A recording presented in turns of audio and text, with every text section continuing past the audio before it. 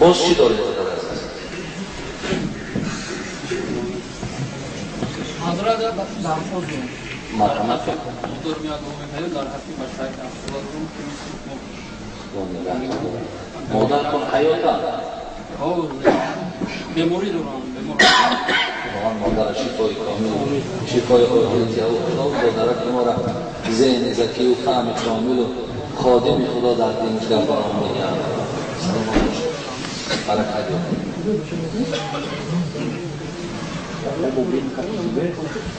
ساعت چند شد؟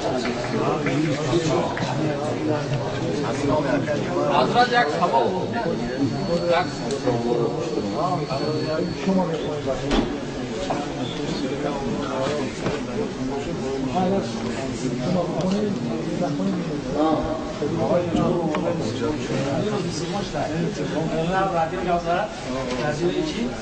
همین چه تلویزیونی اشاره اسلام در یه رو فقط همین روز اسلام اومده گفتن شرمنده و این کار کردن جلوی چه بود همین روز گفتن که بهترین مسجد در چه زندگی اردن اسلام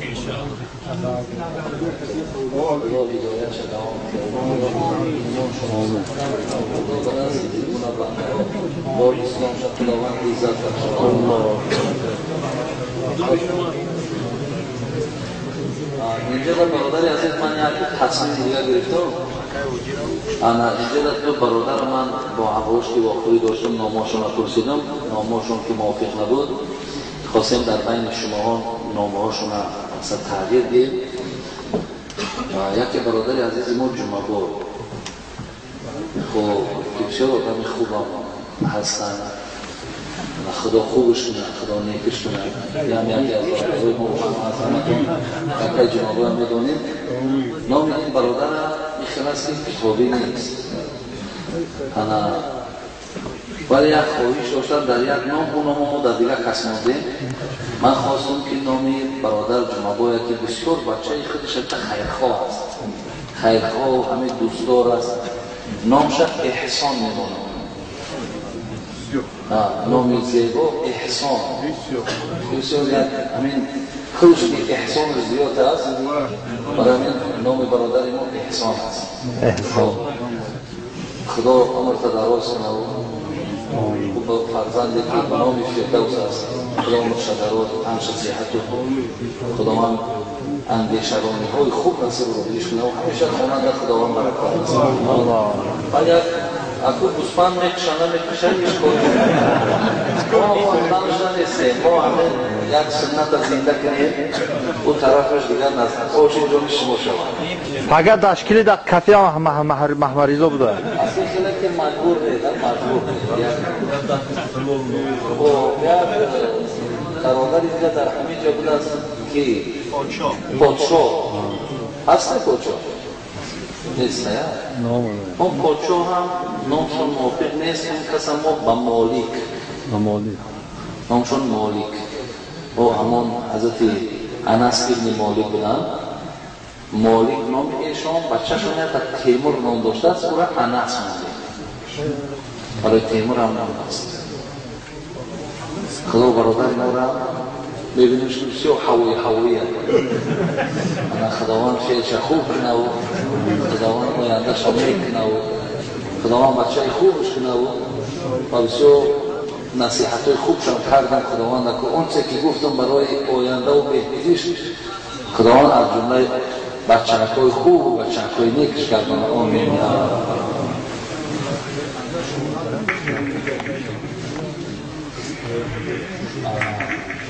اینجا در چیز دیگر امروز من برادر عزیز و گرامی از جانب برادرها فهمیدم در مسئله همین گوشت هایی که در اینجا میشده است، مثلا بعضی هیله و نیرنگوی زیاد هم بده است، خیلی زیاد نیرنگ و هیله هایی که در سال ویران کردن همین گوییم که لقمه های ما و شما وقتی که سعد ابن ابی وقاص پیش پیامبر آمد گفت پیامبر گرامی اکن دعا کن که من مستجاب دعوا شوم، یعنی دعا کن که من کی دعا کنم دعا خدا قبول کنه. بعدا حضرت پیامبر چیش گفت سعد گفت حتی مطعمک گفتن خوراک حلال کن دعات قبول می شود. برای این بعضی چیزایی که من شنیدم اصلا شرط نیست برای همه شما بیان کردن، شما با بیشتر نجاده میدانید. من بسیاری هله و نیرنگ و ایران من نمیدانم بسیار، ولی این قدر میدم که دادار عزیز که ولی تقوا کردن بسیار نیک است. اینجا من دیدم که یکان زلال خلال یکان مشکلاتی برای پیدا کردن گوشت حلال نبود است. حتی این بازار بگرم اونم جدا مگزین خلال نویساندگی هستند. این همه که دکان‌ها و پیدا کردن گوشت مقصد آسان است. برای این دادار عزیز شما از همیناش استفاده برید، از اوناش تقوا کنید.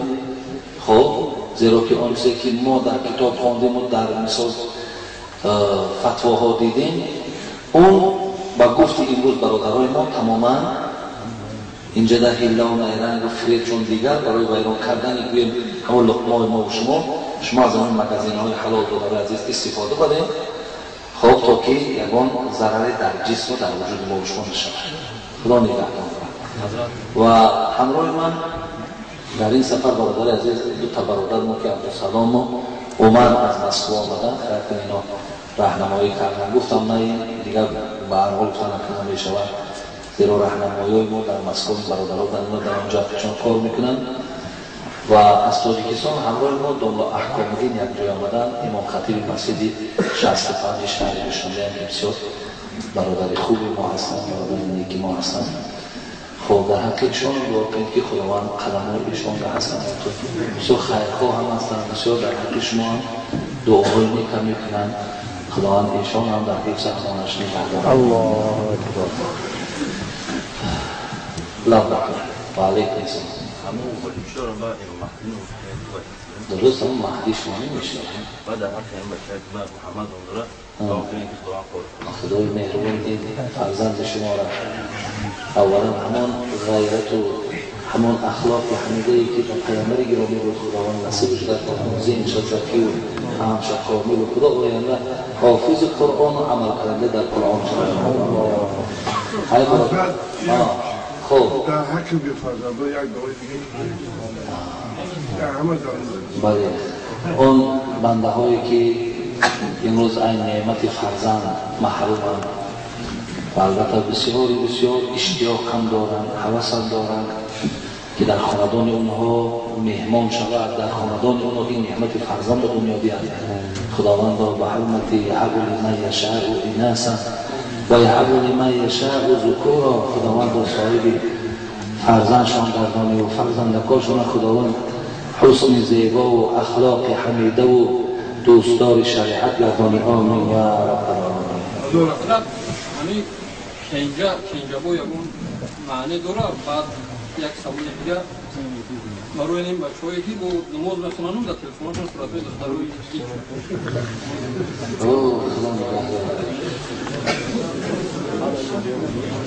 اکل ولی شما بینید بداره سوالی که برادر کردن دو سوال کرد تکی اینجا با این نام نیست، این نام نیست، این نام ایوهی دلال.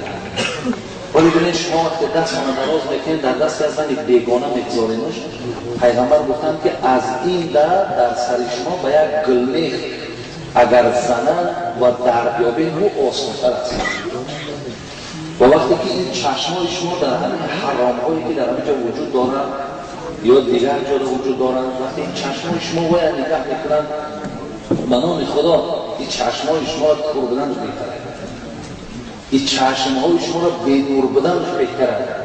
خدا این روی چشم همه گرد دادر یک آخر بعدها در نور چشم زیاد شدن زیبا شدنش نگاه کردنش قرآن، نگاه کردن یک عالم، نگاه کردن یک حلالهای خدا هست. آخر چشم ها وقتی که همه نگاه میکنن و لذت ببرید به نام خدا شرمنده ترین بنده خدایی. بسیار بدبختی دادره از این چیز دور باشه نمیشه. اخیر نداره اونی کسی که را نگاه میکنه اخیر کلش کوتی میشه. میدونی؟ انمی اخیر وقتی میبرو کوتی میکنه. این چیزا ممکنه در بچه های میران همی سکریپتیز برو بکر دار این هم مایده خدا شما رو ببینید چی میشه؟ این آخرش همین داداری است. بعد همیشه میرسید که همش بود خیلیش با پیدا شود با شرمنده میشه مخیر.